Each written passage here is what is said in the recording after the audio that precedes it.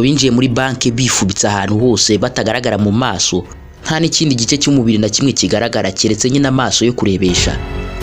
Binjiye batunga imbunda buri umwe wese wari uri muri banki, aba abakozi ndetse n'abari baje bagana banki, bose babatunze imbunda bati mujye hasi. Kandi ubwo kubera ko Alan Pace yari azi neza aho alarm iherereye nyine yo gutabaza, yahereye ku wicaye imbere y'iyo buton yatsa alarm, amutunga imbunda ku mutwe aramubwira ati utibeshye ugakora kuri iyo alarm, ubwo nyine naho umutwe wawe nkahita nkunyuzamo isasu.